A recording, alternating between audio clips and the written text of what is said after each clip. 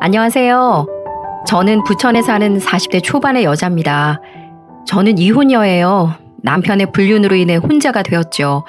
지금도 상간녀를 생각하면 치가 떨리지만 그만큼의 복수를 해주어서 미련은 없습니다.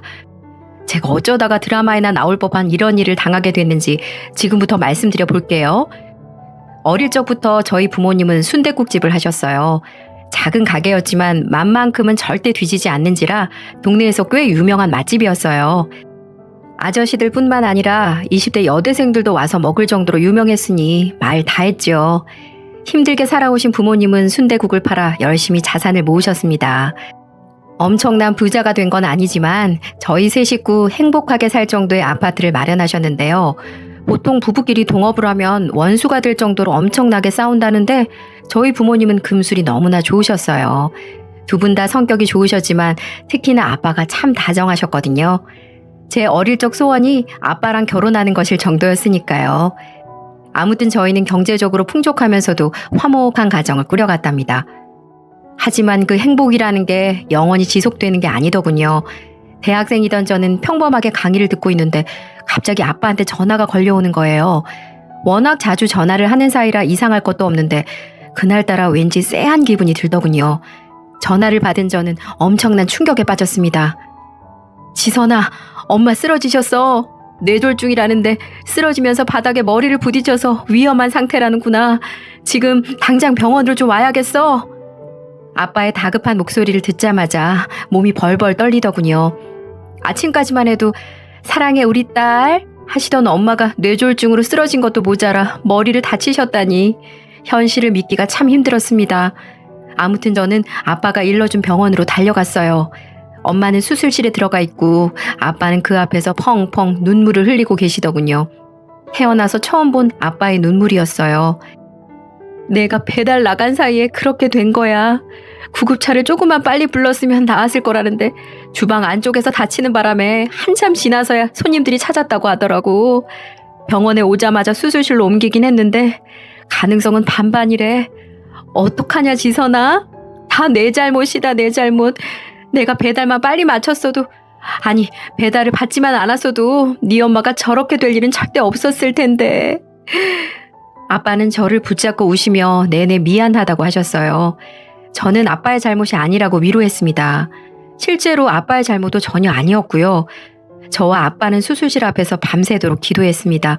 세상 모든 것을 앗아가도 좋으니 제발 엄마만 살려달라고 빌었죠.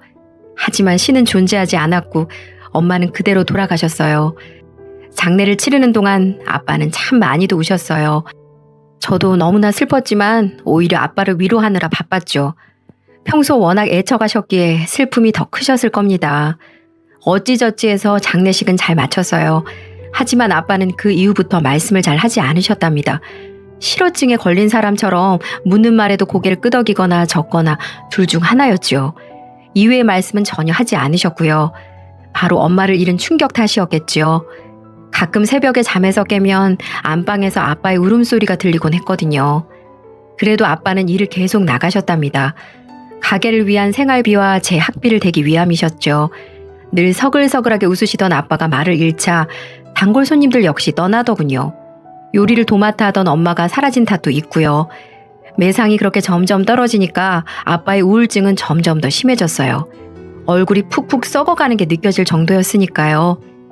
아빠, 나도 아빠 마음 잘 알아. 엄마가 떠나서 얼마나 슬프겠어. 하지만 이렇게 지내면 하늘에서 우리 보고 있을 엄마가 얼마나 속상해하겠어.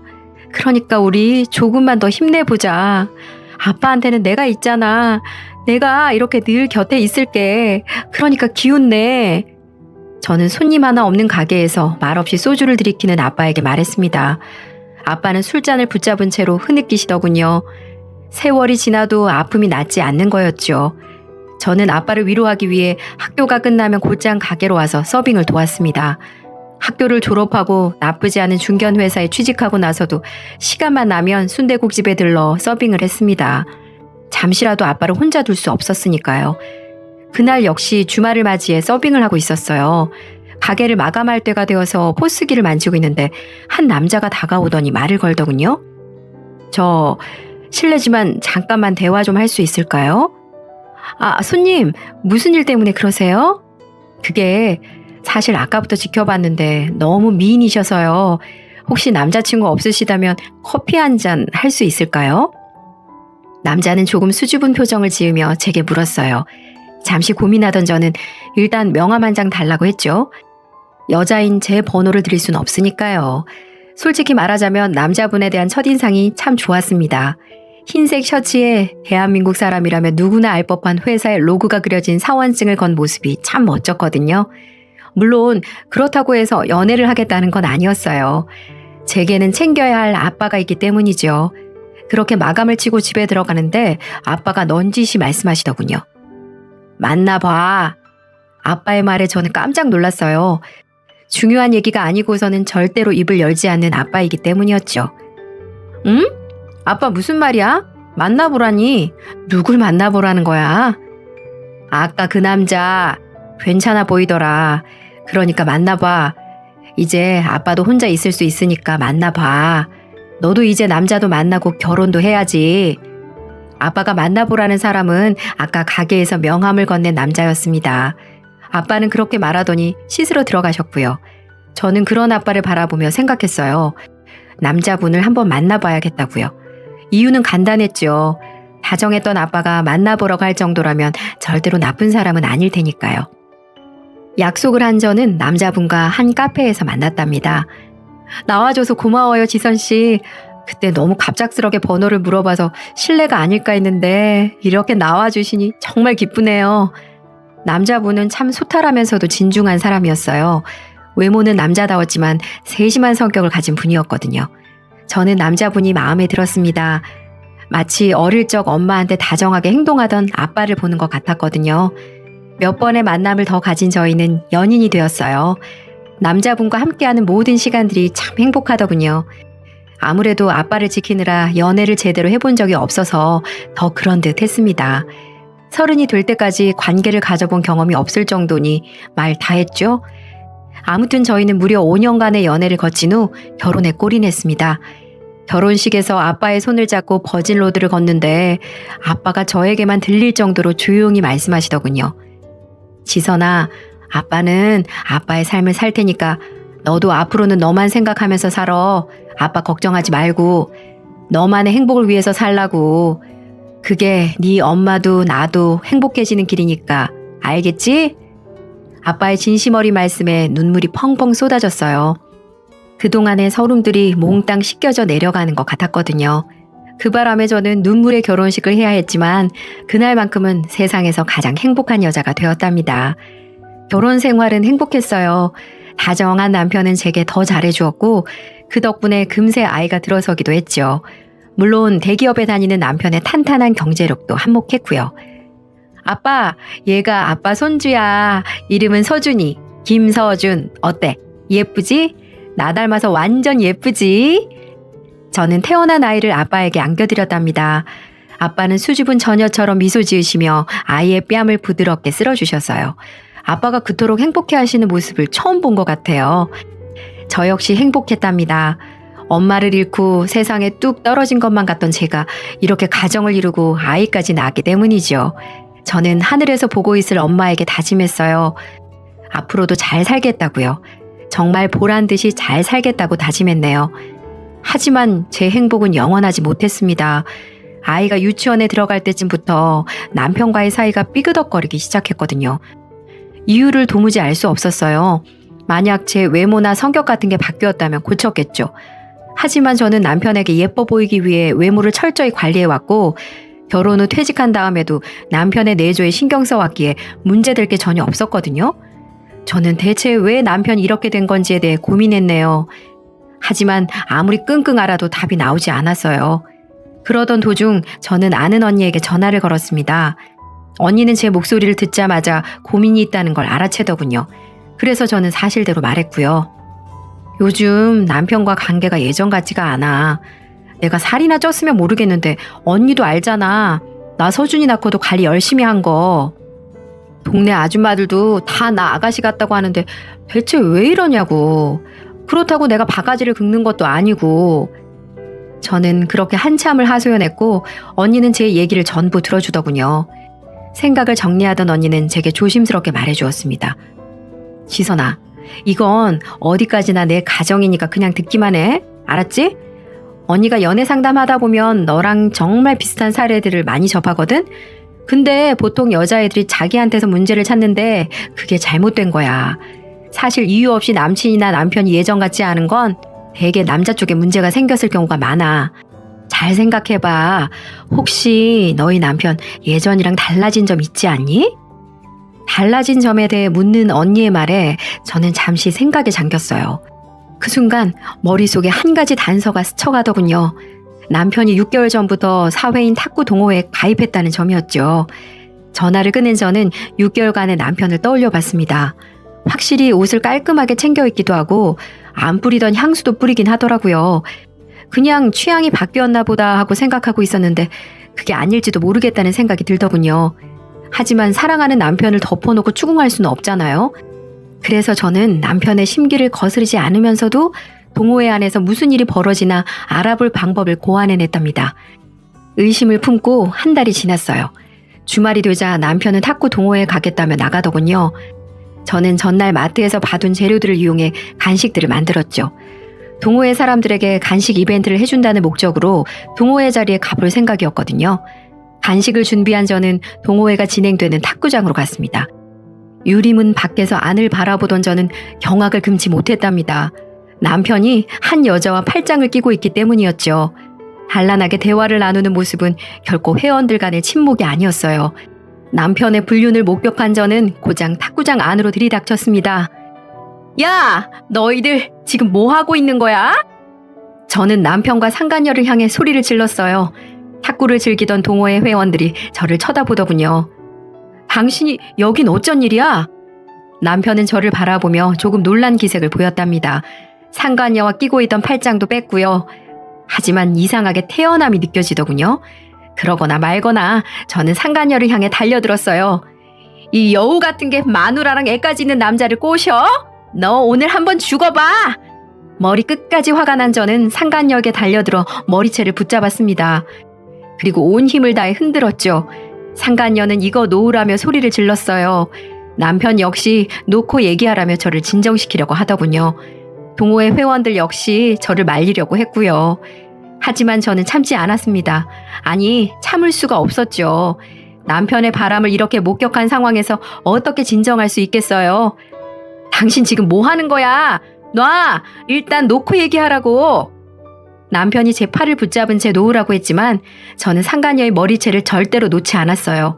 정말로 머리털을 다 뽑아놓을 생각이었거든요. 그 순간이었어요. 남편이 제 손가락을 꺾어버렸습니다.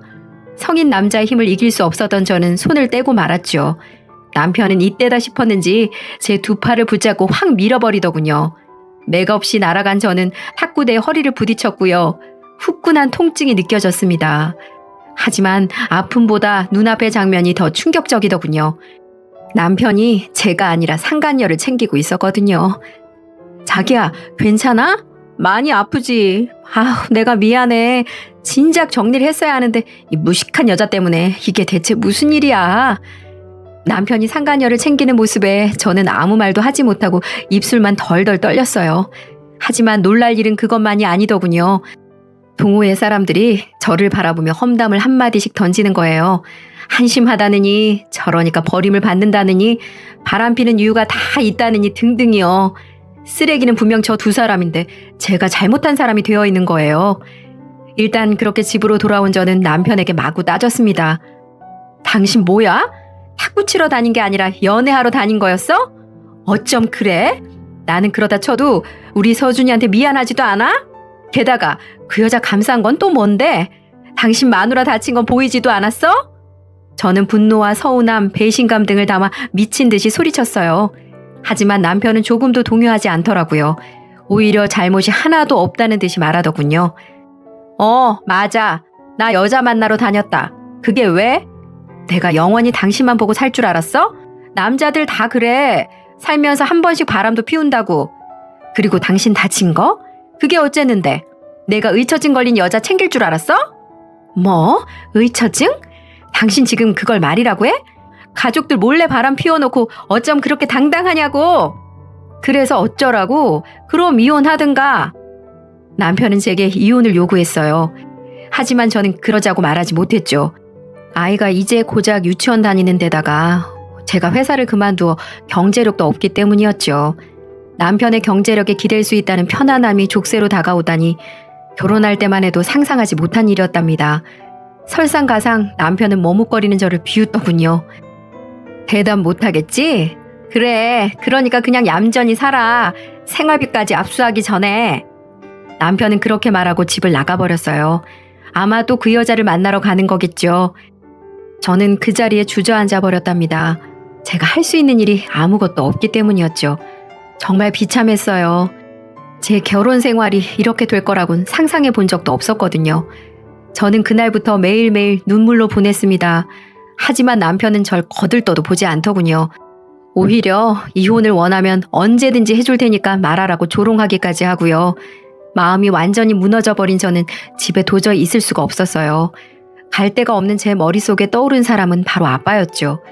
가게 앞으로 가니 아빠가 가게 마감을 치고 있더군요.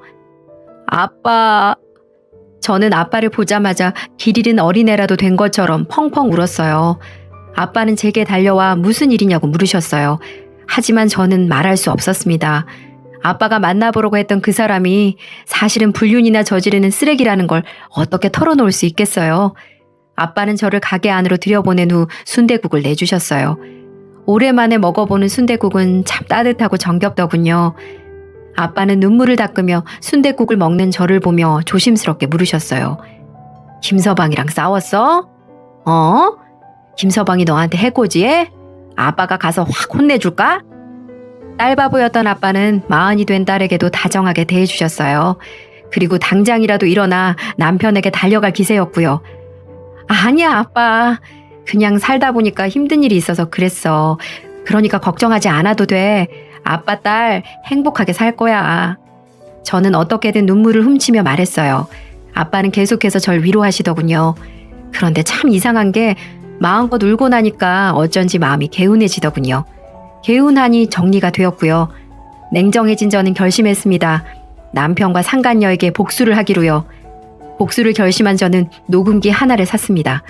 24시간 내내 녹음이 가능한 기계였어요.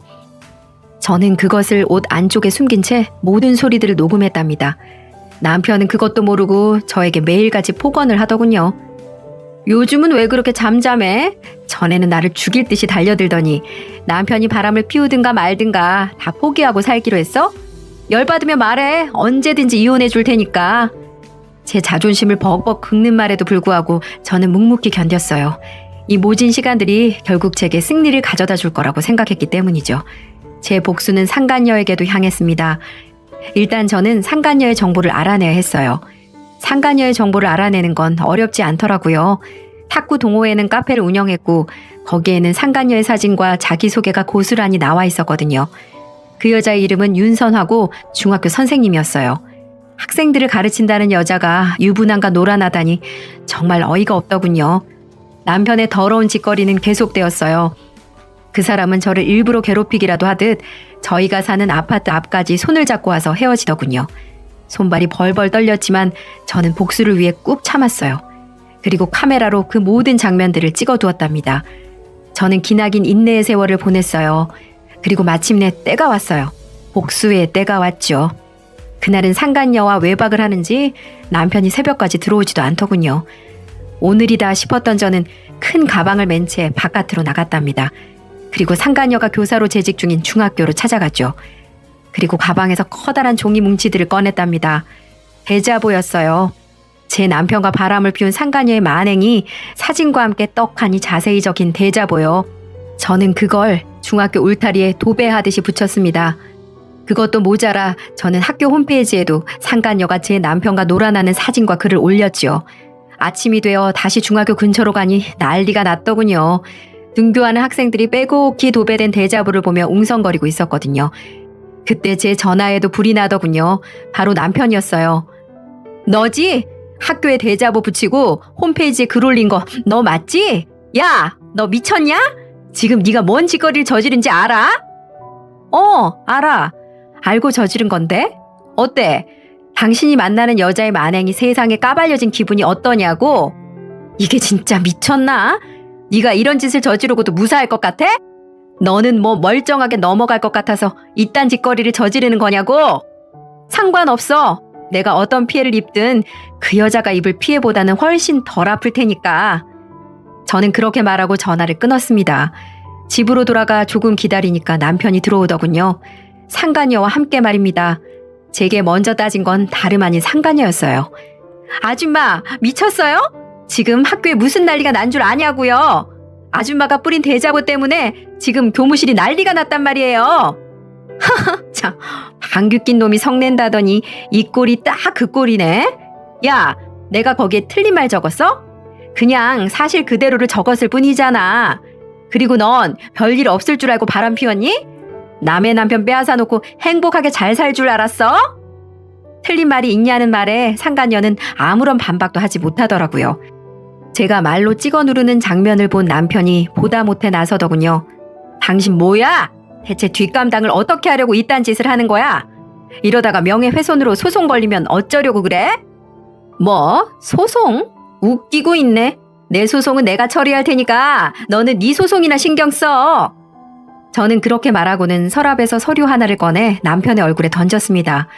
서류에 따기를 맞은 남편은 얼굴이 벌개진 채로 서류를 확인하더군요. 거기에는 이혼 소장이라고 적혀 있었거든요. 이혼? 다 당신 이게 무슨? 전혀 상상해보지 못한 단어를 마주하자 남편이 벌벌 떨며 되물었어요. 하지만 저는 아주 당당하게 받아쳐 주었고요. 왜? 내가 이혼하자니까 겁나? 내가 당신 생활비 때문에 이혼하자는 말도 못할 줄 알았어? 나한테 말했지?